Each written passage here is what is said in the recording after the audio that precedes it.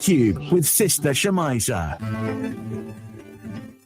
Good morning and assalamu alaikum. It's the 21st of October, 10 o'clock, and you're listening to me, Shemiza, taking all the way up to 11 on Where Else. It's the Urban Kube Show, brought to you on Inspire FM 105.1 FM.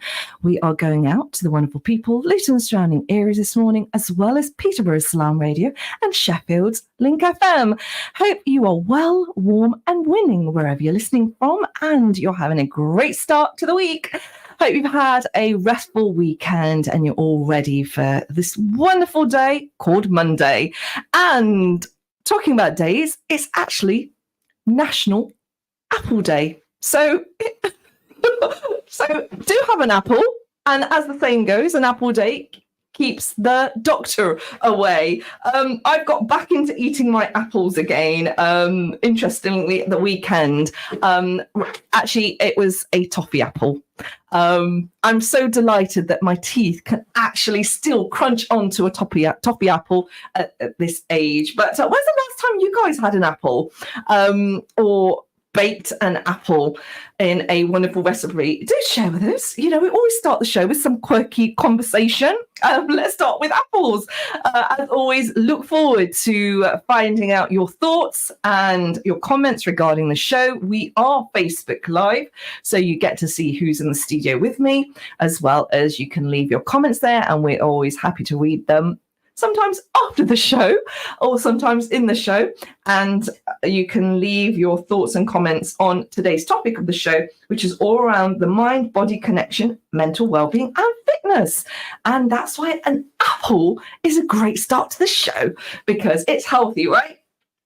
07779481822 to join in with any of the conversations on the show today. Now, the show is the Urban Cube, where I get to speak to trailblazing individuals sharing with me their journeys, be that creativity or around lifestyle. And on today's show, I'm joined by an absolutely extraordinary lady who is very close to us in Luton. She is from Luton.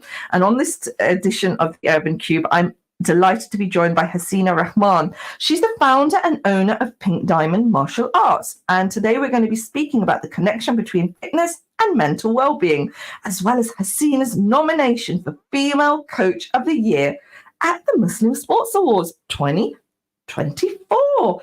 How amazing. Assalamu alaikum, Hasina. Wa alaikum salam. How are you? I'm super well. Absolute pleasure to have you joining us today. Jazakallah. As always, for today's topic of the show, which is all about the mind-body connection, mental well-being and fitness. I was just mentioning apples. That's the closest I'm getting to fitness at the moment. Picking it up and eating it. Yeah. But are you a fan of apples? I am actually. I love apples. Last one I had was yesterday, and I try and get my kids to have them regularly as well. So yeah, definitely a fan of apples. Well done, well done. Name me an apple type. Let's see if you know your apples. Oh gosh, the granny apple. Yeah, it's a granny one. Yeah, Granny Smith. Yeah, that's my favourite. It's the red one, isn't it? The reddish. Yeah. No, it's granny. I thought it was green. Oh, well, the red one's my favourite. I thought that was a granny one, but. All apples matter. Yes, they do. Yep. So you've got the Golden Delicious. Yep. Granny. Yep. Smith. Gala. Okay. So you know your apple. I know about apples. Favourite one's apple pie. Yeah. I like that too. Yeah, definitely. I like apple pie. Yeah. Oh gosh, any others? There's a pink lady. Is it? Pink one. Yeah. Pink lady. That's quite nice as well. It's quite sweet. That is. Yeah. It's got a nice crunch. Yeah. Definitely. Yeah. I think there's one that begins with B. Bramley? Yeah, that's it. That's it. Yeah. Actually, that's the one I like. You like that? That's the one I get the most. Yeah. Okay, lovely with a bit of cinnamon baked. Yeah. In the oven and very nice. Yeah. Oh, I'm feeling an apple too this morning. If you've got any other apples that we've not mentioned, why don't you tell us on 07794811822? Now, putting apples to the side. Yeah. Hasina, what was your morning like today? So this morning I brought my son to school, then I had my morning coffee and then a little walk and then here. So yeah, alhamdulillah, good morning. Busy morning. Yeah. Yeah. You are a busy lady. I am, yeah. MashaAllah. Yeah. You've had, ever since I've known you, you've had an extraordinary journey. Yeah, alhamdulillah. And I'm sure your mantelpiece is now the awards you have been able to gain, mashallah, deservedly, are falling off. Alhamdulillah, I think I'm blessed. I'm blessed. It has been, like you said, it has been an incredible journey, and I think I'm blessed that I've had the opportunity as well. So yeah, it's been amazing, and I've met so many different people across like the whole of UK as well. So yeah, it's been good. And that's what it is. Yeah. And you know, you're really representing Luton. You're putting Luton on the map, and also representing the fact that Muslim women, visible Muslim women, can make their mark in the actual fitness. Yeah, world. definitely. Yeah. And this has just been so remarkable to see. How did it all begin? So it began after I had my second child. So when he was born in 2015, I wanted to do something where I could base it around my kids. So I'm there for my kids, but I can still do something for myself as well. And as you know, I've always had a passion for martial arts. I started when I was 15, and I've now been doing it for over 20 years. So alhamdulillah, you know, I'm still going. And I hope to for another 20 years. So yeah, that's when I started. And I started with one class. And I was talking about it the other day, actually. Like my first class I ever did was at the Luton Indian Cricket Ground. Oh, wow. Near Wardown. And there was a really nice guy who sadly passed away like 2 years ago. But he let me do the classes for free. So he said, come down, do the classes. If you've got more than 10 people, then you can pay me. If you've got less than 10, don't pay. So I always had around 5 or 6 people turn up. And then he was like, no, do it for free, you know, try and get and he was just he wasn't a Muslim. He was just so nice and very accommodating. And I thought, you know what? Yeah, it was really, really nice. And then, and then my class, that's my first class that I ever did. And that was probably when my son was around 4 months and I did my first class and it went really well. So, and then it slowly grew from there. So why did he want to encourage you? What was it? Do you know what? When I first met him, he was just, I think he was shocked that I was like a Muslim covered lady that was teaching martial arts. And he's like, that's amazing. And he was saying, I wish my, aunties and everything did that back in the days. And it's something so amazing that you're doing for the Muslim community. Because there's the martial arts class, they're mixed and there's not many female only. And then there's a lot of women from a certain generation that always wanted to do martial arts, but they couldn't because it was mixed. So he was really happy that I was doing something that would kind of, for self-defense, fitness, mental health, everything. Yeah. And now it's just blossomed. Alhamdulillah. So now I do 6 classes a week and I've got over 100 students. So it's grown. It sure has. And we're so grateful for that opportunity that was given to you by that gentleman. And, you know, his memory lives on through definitely. your work. And the fact that he took a chance on you. Yeah. And that's all it is, isn't it? One person giving somebody else a chance. Yeah. And what's your thoughts on that? How important is that in people's lives, do you think? Is there enough opportunities like that given, do you think? I think, do you know what? You'd be surprised in Luton, there's a lot of people like that. Because straight after that, maybe it's Allah's blessing as well, I went to a church hall, which was in Warwick Road. And then that's when I first started my proper class where I had over 10 students. And he did it for free as well. So he offered it for free. And I know, and it was amazing. He was like, do you know what? Hasina, for 3 months, I want you to do it for free. Wow. Once you got the people in, then you start paying. And I was like, it's amazing that you come across people that obviously are non-Muslim. He was a priest of the Warwick Road church. And he was one of the nicest guys that I came across. So I actually I did classes there for 4 years. Okay. So I did there for a long time before I moved on to another gym.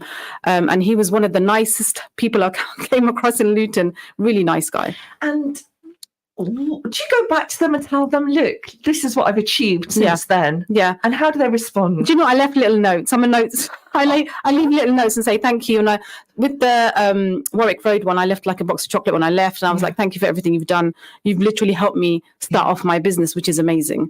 And he's always been very, very into what I did. Like, he just thought it was a really good idea and he wanted more people he was actually advertising for me as well. So it was really nice. Very nice. That's a non-Muslim community supporting you. Now let's talk about the Muslim community. How's the response been like that? You know, martial arts, wearing the hijab, internationally award-winning. Alhamdulillah.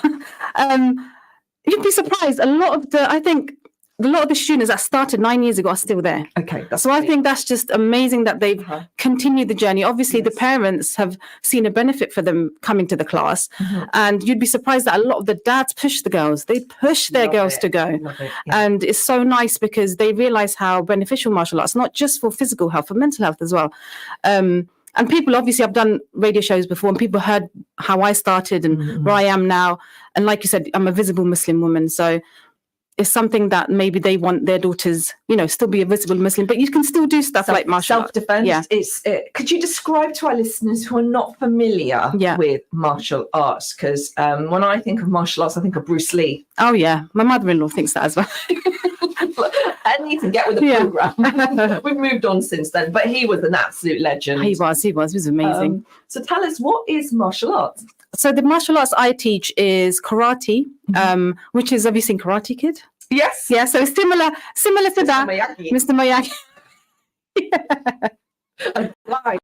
have to do the flying kicks as well. Yeah. So glad I'm not on camera right now. They need to see your moves. So karate and Muay Thai. So a lot of people don't know what Muay Thai is. It's very similar to kickboxing, but it comes from Thailand, and it's martial arts where you use your elbows and knees the most. So it's really, really good. It's very intense. And that's one of my favorite martial arts type. It's a combat sport. Okay. And fitness-wise, it's very intense. Like it really, really helps you get your physical fitness to a top level. With karate as well, it's all about discipline. It's more about keeping calm in a uncomfortable situation and defending yourself. So they're very two different arts, but I like them both. So that's why I teach them both. And so it's really good. Very good. Yeah. Amazing. Yeah. Now, I want to take you a little bit back. Okay. You spoke about Karate Kid. Yeah. And we spoke about Bruce Lee. Yeah. So who kind of inspired you to get to do this? Do you know what? I was such a tomboy.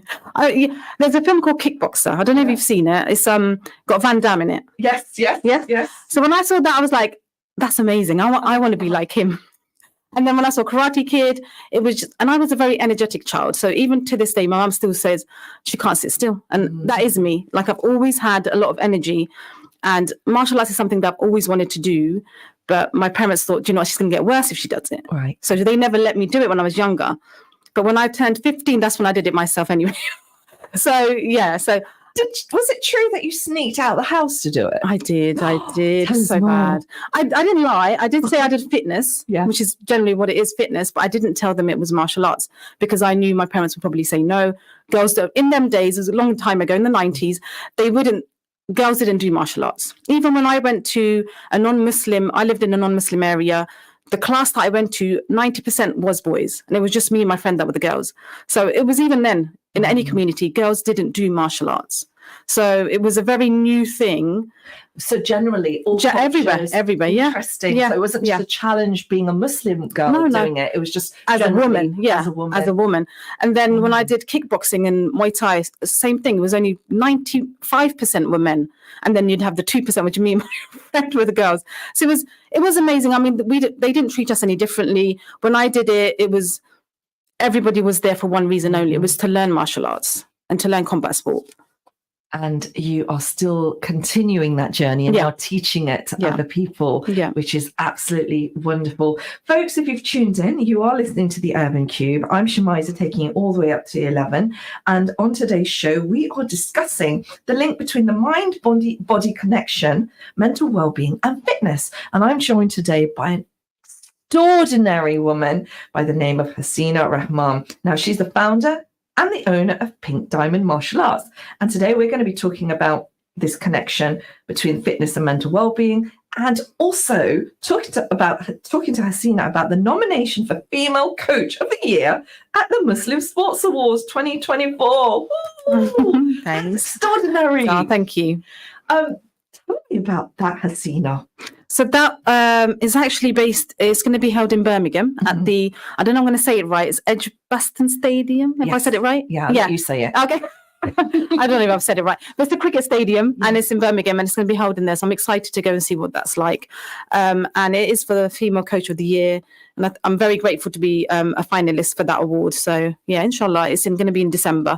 Fantastic. Yeah. Fantastic. And I know Birmingham is quite a very wonderful space of celebrating sports achievements. Definitely, yeah. And I know that there is a healthy number of female cricketers from like South Asian backgrounds who train in Birmingham as well.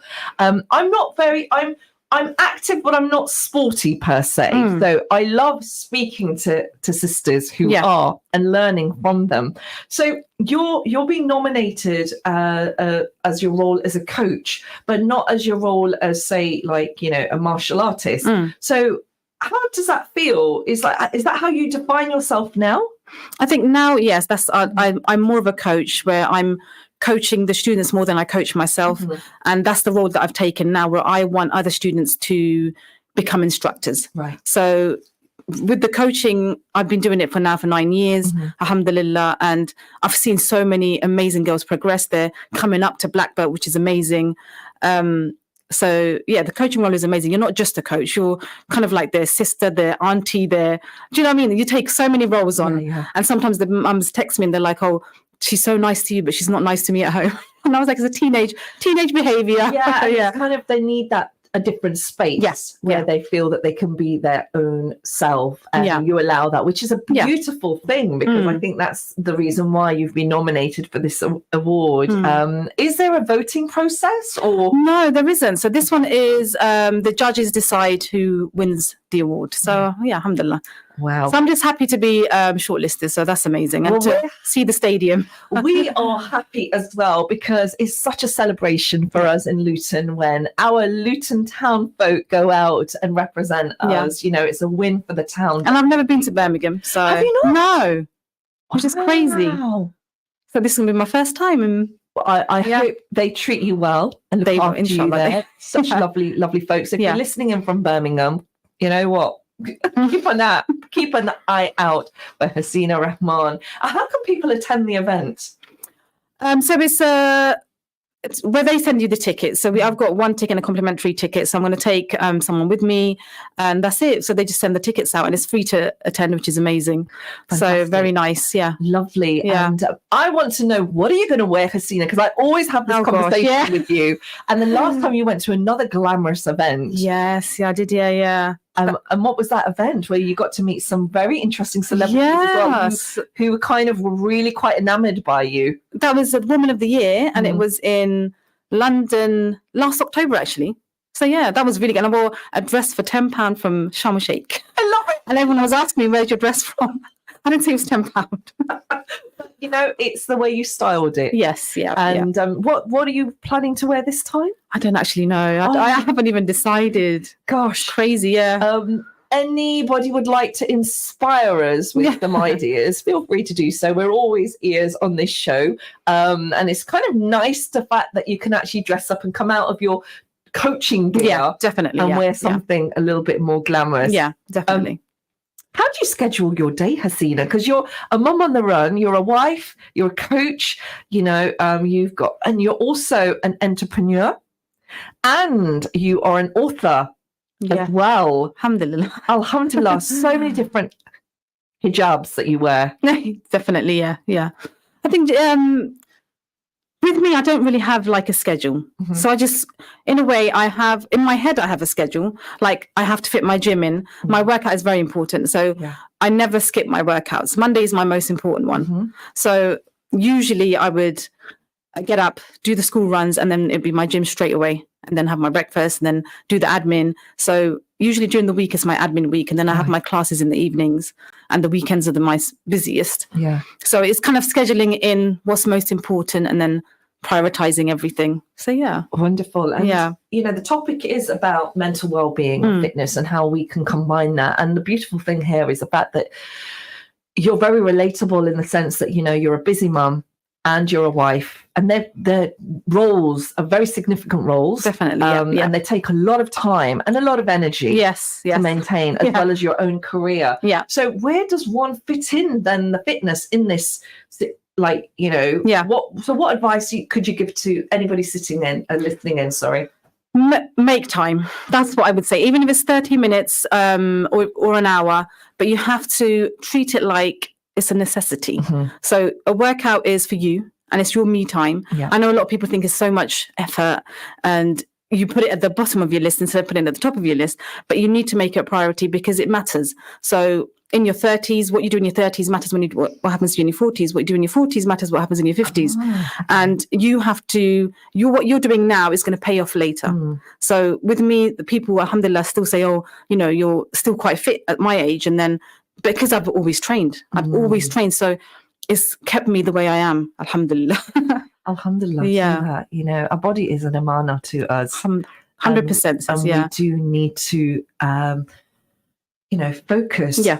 Take time out. Yeah. And unfortunately, in the South Asian community, what I've seen in the past is it's like when people hit a certain age, that's when they decide, oh, it's okay now for the women to do their fitness. They need to get out and walk. But then by that time, you've left it a bit too late. Yeah. And is this what you're trying to educate communities? Yeah. You know, our communities, that we need to start early. Yeah. So when the 15-year-olds come to my class and they're moaning when they're doing press-ups and burpees, I'm like, no, this is paying off when you're in your 20s. And they're like, oh, but I still make them do it. So I just tell them, like, what you're doing now is going to pay off in your 20s. And the 20-year-olds, what they're doing now is paying off in the 30s. And not only that, I think it's so important as us, as mothers, to have a good mental health. And with fitness, that is related to mental health. A good mental health for us means good for our children, for our family. So the main thing is for us to be happy, and then our kids will be happy, and our family be happy. And we sometimes lose that focus because we concentrate on giving them everything and we keep nothing for ourselves. So is that an element of servitude, which is ingrained with us from a very young age, that your duty as a mother, as a wife, as a sister, is to serve your community, or your family foremost. And alhamdulillah, which has its own rewards. Yes, definitely. It has its own rewards, but it's okay to kind of have your own space to kind of build on your own mental well-being. And that's why it's such a pleasure to have you on the show today, to remind us that hopefully whatever we talk about can resonate with men as well. It's not just about women. That take some time out. Are you seeing a change? Has there been a shift since, you know, say 9 years ago when you began in that in Wardown Park doing your sessions? Has there been a shift in the way fitness is being perceived? Definitely. I think when I first started, obviously I was very new as a coach, so I was learning myself, and I've grown as a coach. And whereas there definitely has been, because I think it's promoted a lot more now, even on Instagram, Facebook, how important fitness and health is. And we can see, like, my parents, they both had diabetes. They've both got diabetes. And it is something that is related to stress as well. So stress is a very, very big factor of everything. And you know that if you exercise, it releases good hormones, and it's very good for you. And it's people just, I think they're understanding more and more now that for stress relief, even if you go for a walk for 30 minutes or anything you do that is physically good for you is going to pay off in so many different ways. Indeed, it is. And I just want to do a bit of a disclaimer on the show, which I should have done earlier on. Any opinions on the show or anything medical or fitness related, please seek professional advice. These are the opinions of our guest, not solely of the radio station. So if there's anything that you are going to do that's going to exert you, that is out of your regular routine, and you have a medical condition, you do need to get advice. Always, foremost. We are staying with the wonderful Hasina Rahman to the end of the show. We're going to be heading over to a break very, very shortly. And we're going to talk to Hasina about her journey, which isn't just about fitness and martial arts in the gym, but it's also, she's an author too, and has published a book which has kind of gained a lot of traction and attention from local school children. So we're going to be finding out about that. And it's actually a very key topic. It's around bullying, which is a very important topic to put the spotlight on.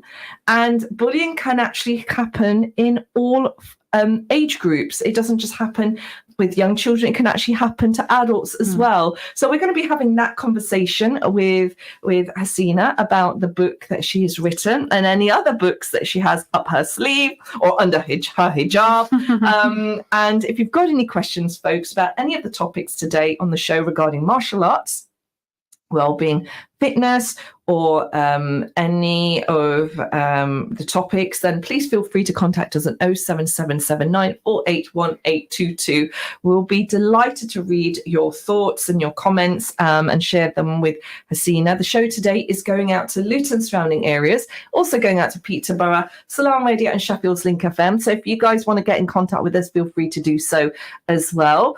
Hasina, the title of your book, just give us a little bit of a snippet before we head to the break.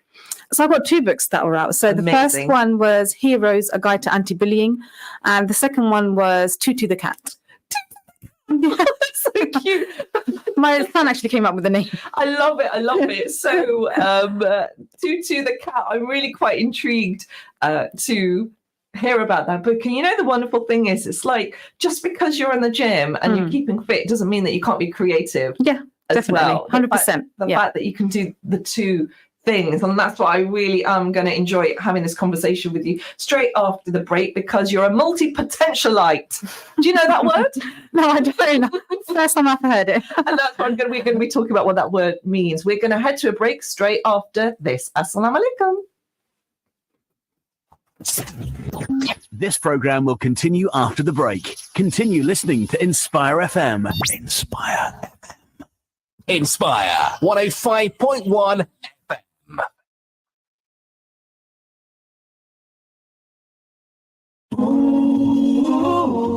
Hi, my name's Abda Khan. I'm a writer and a lawyer, and I want you to keep listening to Inspire FM.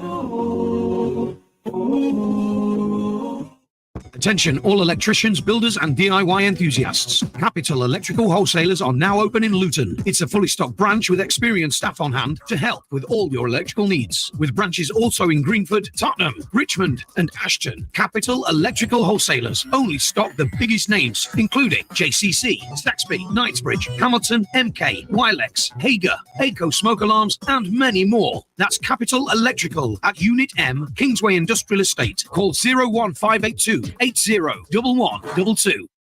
Food Bank energy saving tips. Keep your fridge and freezer 3/4 full. Stocking your fridge and freezer with your favourite snacks will not only please the kids, but a fully not overstocked chiller is more efficient and therefore requires less energy to keep your food cool. To fill up your fridge on the cheap, fill the gaps with bottles of water. Also, let hot food cool before you put it in the fridge and cover moist food so the fridge does not waste energy evaporating the moisture. Westbourne pharmacy हफ्ते के 7 दिन सुबह 9 बजे से लेकर रात 9 बजे तक खुली रहती है। हमारी सर्विसेज में शामिल हैं travel vaccinations, stop smoking, diabetes check, बच्चों की ग़िज़ा और बहुत कुछ। लुटन और डंस्टेबल में फ्री प्रिस्क्रिप्शन, पिकअप और डिलीवरी सर्विसेज भी की जाती है। इसके अलावा आप मेडिसिन के इस्तेमाल के लिए फ्री मशवरा भी ले सकते हैं। वेस्टबोर्न pharmacy 198 B Dunstable Road, Luton, corner of Westbourne Road. Telephone 01582 419 432. आप सुन रहे हैं इंस्पायर FM 105.1। मैं हूं वसीम बादामी। Are you ready to embark on a journey of purpose and impact? The East of England Ambulance Service is recruiting now. Are you seeking training and a new career or looking for a challenge in development? Start your career for life with East. Apply now for roles in frontline emergency operations, control rooms, support services and non-emergency transport.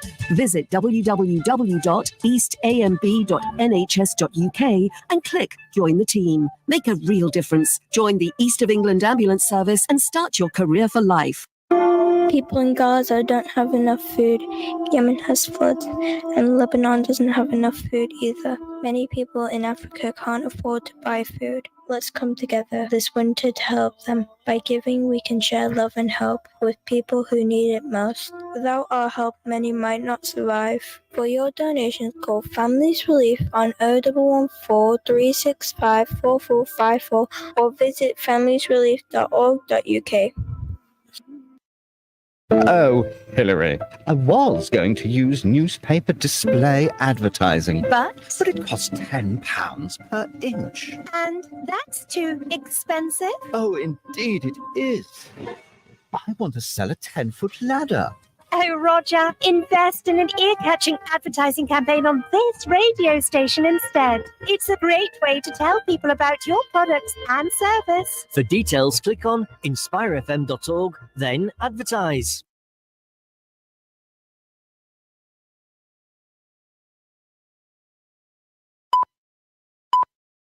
From the studios of Inspire FM, the time is now 10:30. Catch a creative vibe on the Urban Cube with Sister Shemiza. Excuse me. Good morning and assalamu alaikum. It is 21st of October and the time is 10:30. And you are listening to the Urban Cube Show brought to you on Inspire FM 105.1 FM. We are going out to Luton surrounding areas and Peterborough's Salam Radio and Sheffield's Link FM. I'm Shemiza, taking all the way up to 11 o'clock on the second part of the Urban Cube. On today's show, I'm joined by another fantastic guest where I get to have a conversation with them about their journey. And on today's show, we are talking about mind and body and fitness and how we can combine the two and remain active. And on today's show, my guest is somebody who we're very proud of sharing their background with, because mashallah, she's really doing Luton proud. Is no other than Hasina Rahman. She's the founder and owner of Pink Diamond Martial Arts, and today we're talking to her about the connection between fitness and mental well-being, and also about Hasina's nomination for Female Coach of the Year at the Muslim Sports Awards 2024 in Birmingham. So the wonderful Hasina is in the show this morning, mashallah. Always an absolute treat to be in her company and having her tell us the amazing things that she gets involved in and also representing us in Birmingham. Hasina, assalamu alaikum. Wa alaikum salam. Thank you for having me. Always a pleasure, Hasina. I was just talking to you in the break about, being a woman and feeling safe. And I'm sure this conversation pops up a lot with you and the work that you do. And you were just telling me, just somebody so confident and somebody who knows her martial arts. Yeah. You felt a little bit intimidated walking up, coming up the road. Do you know what it is? It's like, it doesn't matter how much martial arts you do, combat sport, I'm still a female. And even though I know the skills, I wouldn't want to use it unless I have to. Okay. So there were, if someone's like swaying when they're walking or throwing a cigarette, then it just puts me off when I see that. And when you walk past, they might ask you something. So you're kind of like prepared for it. Do you know what I mean? It's like that. It's like you have to be aware of everything around you. Hypervigilant. Yeah. And hypervigilance as a woman that's visibly Muslim in, unfortunately, where we felt the racial tension a few months ago, it did impact a lot of women who didn't feel comfortable stepping out. So what would you say to women who feel like that, or even men and children who feel like intimidated, concerned, or hypervigilant? I would say confidence is a big thing. I think sometimes with bullying as well, same thing. They look for someone who looks intimidated. Okay. So they'll literally go, if someone looks quite confident, they're walking in a confident way, they're less likely to approach you because they'll probably get a knock or something, something like, or they'll answer back. But if someone looks quite shy or looks quite quiet, they're more likely to, that's why men sometimes would attack a woman wearing a hijab, because it's a woman. They think she won't fight back, or do you know what I mean? So I suppose you have to look confident and just be aware of yourself. Always be aware of your surroundings. Try not to go by yourself anywhere, even especially in the dark. Always have someone with you, and just be aware of your surroundings. I think that's the main thing you can do, is just be careful. And some good advice that you've just given there about make sure you go with somebody who's feeling anxious. Make sure people know where you're going. Keep your phone charged. make sure that you tell people what you've arrived to wherever you're going. That's why we have phones, right? Yeah. And always go with somebody if you ever feel conscious that, you know what, you don't feel safe. Unfortunately, this is the world that we're in at the moment, where we're having to make sure that we tell people. It'd be wonderful if we didn't have to do that, but it's always good to do that. And children, if you're listening in, if mum and dad say to you, tell us where you're going, there's a reason for it. They're not trying to kind of just stop you from doing whatever you're doing. It's Definitely. It's good. It's their parents, and they're being protective. Now, you spoke about bullying just a moment ago, and you spoke about people who are more prone to be bullied. They look a certain way, or which is unfortunate. Yeah. But research has suggested, and we've seen this for our own eyes, the unfortunate case studies around bullying and the impact that it actually has had on people's lives, and people's lives have been lost because of it. So you understand this, and you've, mashallah, created a book, haven't you? I have, around the topic of bullying. Why did that come about?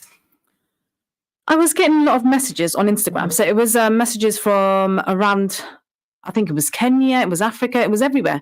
And they were just coming in saying, we need something like this where we live. It's not enough emphasis on it. Right. And it's something that happens everywhere. And one lady in particular, she was telling me about her 7-year-old daughter who gets bullied severely because of her skin color, the way her hair is, or whatever it is. And she's like, she just doesn't talk to anyone. She doesn't eat. It's affected her so badly. And it really gets to me when I hear stories like that, because obviously I can't go over there and help her. And the parents obviously suffering as well, seeing their daughter like that. And I think with bullying, you have to build that confidence from a very young age, from the age of 4 or 5, to let them know that Allah created everyone differently. Everybody is different. And we have no right to take the mick out of someone for the way they look or the way they are, because we're all unique. And that's one thing that I wanted to put in the book is we're all different, but we have to accept each other the way we are. So if you've seen the book Heroes, the Guide to Anti-Bullying, that says like some people might have curly hair, some people are tall, some people are short. So even my sons now, they're always measuring themselves, trying to get taller because people in their school are a bit taller. Right. And it's something that they should feel confident, like this is my height, this is the way I look, and it should be something that's embedded in our children from a very young age. And that gives them confidence. And you're always going to get bullies, like you said, even when you're an adult. But it's the way you can stand up for yourself. Doesn't mean you have to fight back. It just means having that confidence to be able to stand up for yourself, using your words as well. So, but how does one use their words? Well, that's the hard bit. But I think sometimes, like when I went to school, I wish I looked a bit more confident. I think because I was the only brown person in the whole school, I just knew I was going to be a target. And there'd be little comments that they'd make, oh, she's quite pretty for a brown person. And it's like, oh gosh, and it's like comments like that. It's like they don't expect someone to look good if you're brown. And even though it's like, it's a compliment with them, not a compliment, but it affects you quite badly. So it's stuff like that. I wish I could stand up to that. I wish I could have said something back. That's what I think now. But I suppose in a way I had to go through that to become who I am today. And maybe it pushed me more to go for things. And I think if someone is being bullied right now or something, you need to stand up for yourself. You need to go and tell someone. I didn't tell anybody. And I would recommend, if there's anything going on at school, go and speak to a best friend, speak to your parents if you can, speak to an uncle, an aunt, or teacher. You have to let it out. You can't keep it in. So that's one advice I would say. If you are getting bullied and you feel like you can't stand up for yourself, speak to someone. What about parents who can see that their child's behavior has changed slightly? They've become a little bit inward and insular. Yeah. But the child isn't giving them any indication of what's happening. What can they do? I think spend time with your child, maybe play a game with them, or just spend like a time with them to slowly get there, so that they'll feel comfortable to tell you. But with parents, if we suddenly go, well, how's school going? And they're not going to be that open to tell you everything. Of course. So I think you need to be spending time with them, maybe talk about something they're interested in, and then slowly break it down and say, so how is school? Like, have you got friends? And try and slowly break into it and then see what the actual problem is. I know it's hard, it's not easy. But it's just maybe spending more quality time figuring it out if anything is a problem. Yeah. So this wonderful book that you've written, yeah, how can people get hold of it? And what's the response been like? So it's been amazing. Alhamdulillah, it's been really good.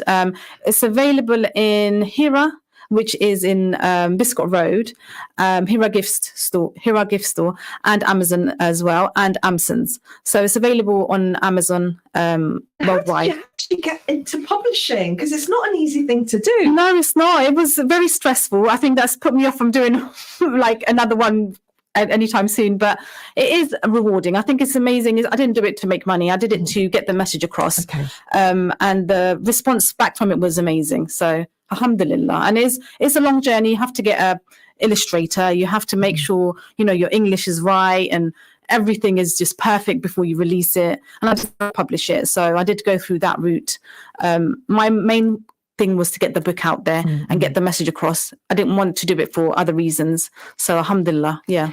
I just love this journey that you've had, from sneaking out to do, your martial art lessons, going into a community centre for free, and then publishing a book, but then standing shoulder to shoulder with some of the most talented, notable people in the athletic world. No, amazing. We need a book on your life, don't you think? Gosh. In the future, maybe, inshallah. But you do have a remarkable story, and it's a story that, does need to be shared, because it didn't happen overnight. No. And you've had all these amazing, hurdles that have made you stronger. Yeah, definitely. If not, and you've jumped over them, and here you are telling us your story. And then now your next book is Tutu the Cat. I love that. All that Tutu the Cat. Tutu the Cat. I know. Tutu the Cat. So I actually released that in 2023. Okay. And that was again on Amazon. And it was it's leading on to Heroes, but it was more about how bullying can happen in friendships. So you can be friends, but your friends can actually bully you as well without you realizing. So that was what that book was more about: two cats that are best friends, but one of them just keeps pushing the other one over. And he hasn't got the guts to say, don't push me, because he's friends with him and he doesn't want to lose that friendship.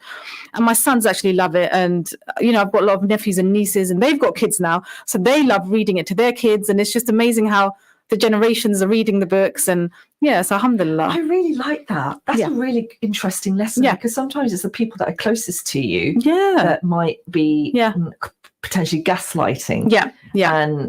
And deflecting, if that's the word, and you don't realize it because you think that because they're your friends, it's okay to accept it. It's about boundaries, and setting those boundaries. Folks, you are listening to the Urban Cube, and we are talking to Hasina Rahman. We're also talking about the topic of bullying. If you are listening in and you feel that you are facing something similar, please feel free to get in touch with us, and we'll inshallah sign you post to somebody to talk to regarding this, because it's not a topic that should be ignored. No. And we want to be here to help if you need any guidance as well. This is what Inspire FM is all about.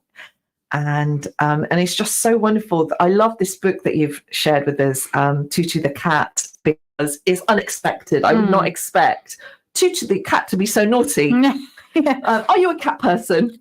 Do you know what? I'm not really. No? I love cats. So I don't know why. They just surprise me when they suddenly come out and it's like, oh. But it's, they're all right. They're cute. They're cute. So I like them from a distance. From a distance. Yeah. Oh, bless you. Yeah. From a distance. Cats are an intriguing species. Yes, they are. They're very beautiful. Very beautiful. Yeah. My sons love cats. Yeah. Yeah. Bless you. Yeah. So what do you do apart from everything else that you do? Do you know what? At the moment, I'm trying to do different hobbies. So I was telling you earlier, I did archery and I absolutely loved it. Because always do very fast-paced sports. I wanted to do something that was more mindful and more like concentration. And I went with my friends, and then they were like saying, "This is so different than what you're used to." And they saw me yawning, and they're like, "Why are you yawning?" And I was like, "This is relaxing me so much." But I really did enjoy it. And so where did you do archery? So I did it was for OCC, which is a organisation in Luton, and they did it in Beach Hill School. It was in the evenings, yeah. And it was a ladies only archery club, we did it for 8 weeks, and it was really good. And you were consistent? I was consistent, and I got the bullseye a few times. So alhamdulillah, I picked it up quite quickly. Does that surprise me? No, it doesn't surprise. So talk to me about archery. What archery is a sunnah sport? It's a sunnah sport, yeah. And I think that's one of the reasons I wanted to do it. And it's just such a skillful sport. I find it's really good. It's really, really amazing.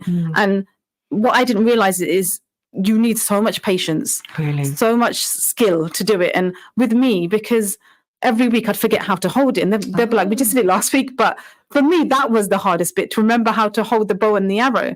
And everyone can do it, and I'm like, "Why can't I do it?" It's because my brain switches off. As soon as I leave, my brain switches off, and I don't even think about it until the lesson comes again. Now, did you talk about ADHD? I think we have in the past, yeah. And can you talk to us a little bit about that? Yeah. So when I was at school, I've always struggled with school a lot. This would be from primary school. I had a hard time focusing, and I think that's one of my main things. I don't know if I've told you my driving tests. I've never passed it. So it was one of the reasons my instructor brought it up, and she's like, you lose concentration like this. And that's always been my struggle. And I think as a child, my parents would say, it's naughty when you lose concentration.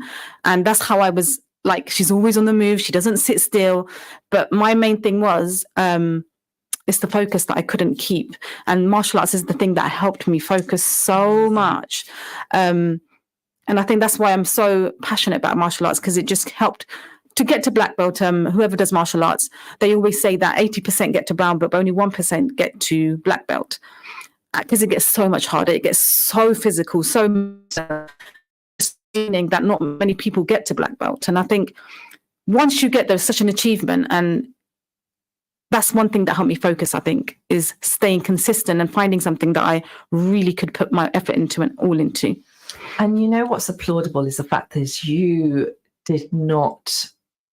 actually kind of like opened so many doors to make that happen for you. Nobody took you there. You did that for you, and you've been consistent, and that's what's so admirable, because it's not just about you. Now you've built a community that you can cater for, and that's why you so deserve to win or be nominated for Female Coach of the Year for the Muslim Sports Award, because I totally can feel your energy, your compassion, and your conviction in not just for yourself but for everybody around you. Alhamdulillah. And I'm really delighted that you've been able to openly talk about your ADHD struggles.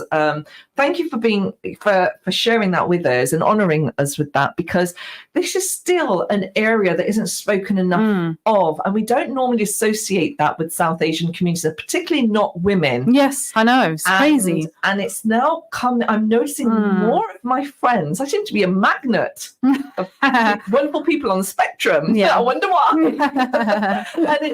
and it's just, we need to have more discussions about this. Definitely, yeah.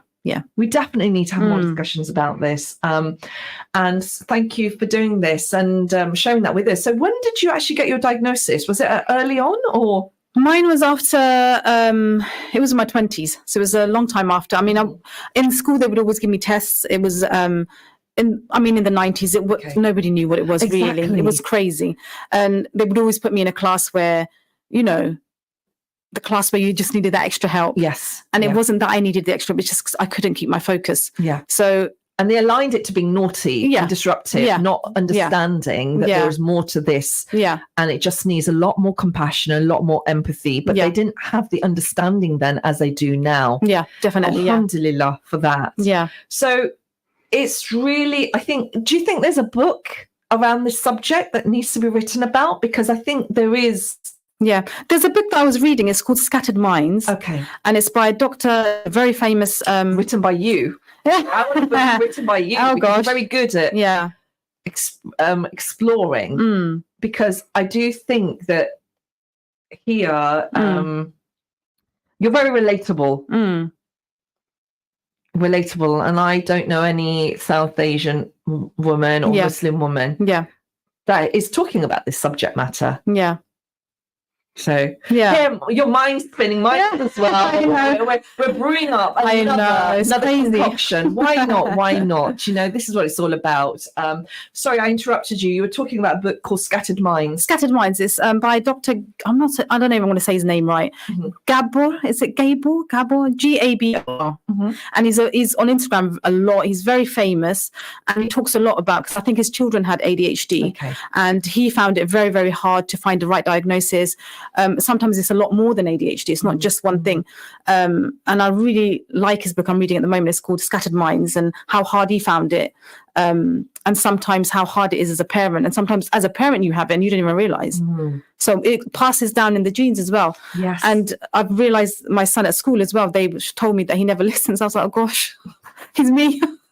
So it's things that pass on as well. But knowing that, now that you have an understanding, you can have that conversation to actually instill its care plan for your child at school and say, look, I understand. There's more compassion. There is. Definitely for your son as well. And it's just amazing, isn't it, that what we find out about ourselves. And you found out about that now, but if you could go back to your 16-year-old self or 15-year-old self, what would you say to them, Hasina? Oh, that was when I was probably the worst, at the lowest. So I would say, I feel like my 16-year-old wouldn't believe me, but I would say, look, it's all going to work out, and you're going to run your own combat club. Wow. And it's going to be a success. So, yeah. Alhamdulillah. Alhamdulillah. Sure has been. And you have definitely made your mark in the world of combat sports, and especially with this nomination, which we're so proud to kind of share with our listeners this morning, for the Muslim Sports Award for Female Coach. Guys, you can totally get why she deserves it, right? For getting it, and also representing not just Muslim women, but all women really in this area. And this is what makes your story so remarkable, so special, because it's not been an easy journey. No. And you've had to go over so many hurdles to get where you are, and it ain't stopping you. You're still going to carry on. I mean, I want to ask you, what else is on the cards? Do you know, at the moment, I think because the club is growing, it's concentrating on the girls, making sure they get the best possible coaching. Of course. And some of them are coming up, and I want them to start teaching, getting paid for it. So it's like the next generation. I'm focusing on the next generation, and I'm still doing my training. So, so it's just focusing on the club more than anything else. So I want to ask you about the Olympics. And Muslim women in the Olympics and in the sporting world internationally. What does it look like for you, and who has kind of made you feel really proud? I think was it the Taekwondo ladies, and they were all like covered up, and it's just amazing seeing how far they've gone. Like, some of them, the hijab was banned, which I found like incredibly bad, like the way they just banned it. And they weren't allowed to wear the hijab, they had to wear a hat or something, I think with some of the runners. And to see that covered Muslim women are representing a sport and they're at that level is just amazing. Like how far we have come, that we can wear the hijab and dress, modestly and still participate. Yeah. And obviously there has been now a lot of, even the attire has evolved. There seems to be a lot more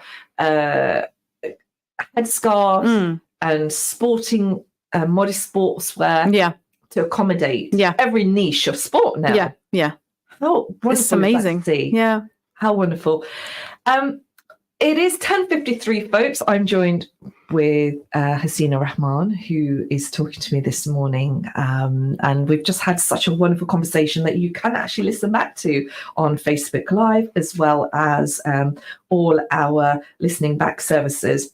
Now, Hasina is the founder and owner of Pink Diamond Martial Arts. And today we've been talking to her about the mind-body connection, mental well-being and fitness, and amongst other things.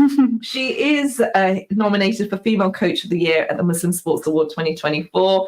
I'm looking forward to her bringing it back to the town. Hasina, for anybody listening into the show this morning, what advice would you give to anybody who might want to kind of take a step into the world of martial arts? I think don't be intimidated. Come and try a class. whether it's karate, Muay Thai, just try it out, see how it is. I mean, in my class, we have all different ages. We have, at the moment, we have a lot of ladies, which it's so nice to see a certain age of women come into class, because I do have a lot of young people, but I wanted a lot of ladies to come and see the benefits of it as well. And it's just amazing, like mothers, and, they're taking that time out to come and learn something like Muay Thai, and they can see the improvement in their fitness and their mental health. So the main focus around my club is fitness, self-defense and mental health. So that's the main base around it. So do come and try it wherever you are. If you find a martial arts class, try it out and see what you think. Fantastic. Yeah. And do you have your social media handles? I do. So it's called Pink Diamond Martial Arts on Facebook and Instagram. And will you come back to us with your award? Inshallah. Inshallah. Even if you don't, even if I don't, because I'll find a way of getting you in the studio. I always do. I know. I just have to look at Facebook. And you always make time for us. I do. Yeah. I really, really appreciate that. And it's just been so tremendous watching your journey. Thank you so much for everything you're doing for the community, for the sisters, for your own children, and just making us all proud. It's been that. Thank you so much. You're very, very welcome. Thank you so much, Hasina. Hasina is with us this morning, mashallah, from talking to us about her journey in martial arts, and it's been a real treat speaking to her. Folks, I am going to say it's the end of the show now. We've got about 25 seconds. Anything you want to say before we go, Hasina? Go for a walk today. I like that. Go for a walk, yeah. I like that. That's good advice. Yes. That's really, really good advice. Go for a walk today. Have an apple as well. It's International Apple Day. Have one of those. Always stay safe, stay smiling, and keep us always in your du'as. I'll be back same time, same place next week. Assalamu alaikum.